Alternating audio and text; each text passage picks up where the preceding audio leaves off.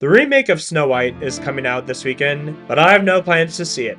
I have little interest in most Disney titles these days. This is no better highlighted with the live-action remakes that feel like soulless cash grabs of the original.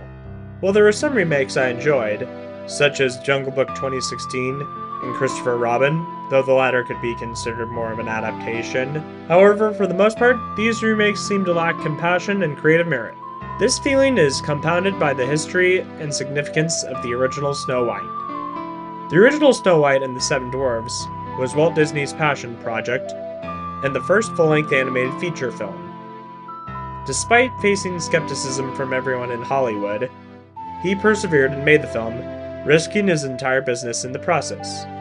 Snow White was one of the biggest movies of the 1930s, revolutionizing animation and establishing Disney's reputation with the public.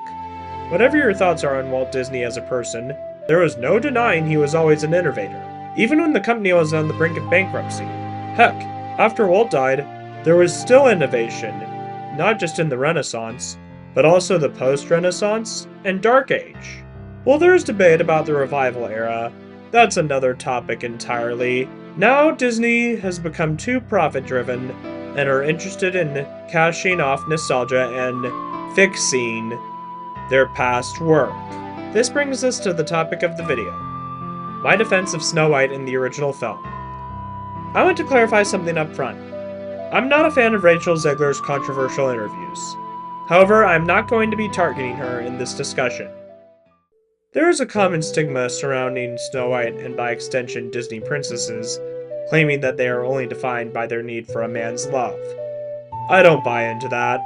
I mean, Belle was passionate about books, and Ariel was fascinated by the surface world. As for Snow White, she endures a life of hard work and servitude under the evil queen.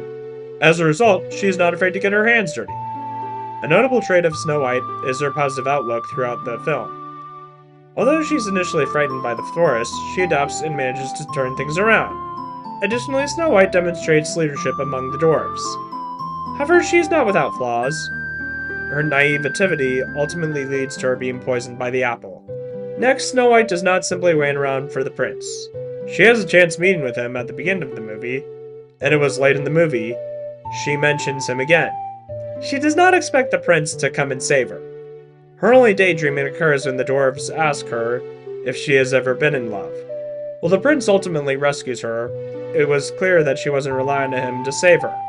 Instead, she takes the initiative by asking the animals for help and inquiring if she can stay with the dwarves. It's also worth noting that Prince Charming was intended to have a bigger role. However, due to animation difficulties at the time, his scenes were cut and later repurposed for Prince Philip in Sleeping Beauty. On a different note, there's a common misconception about the age gap between Prince Charming and Snow White. Many believe the prince is 34, but according to the official Walt Disney Book, he is 18.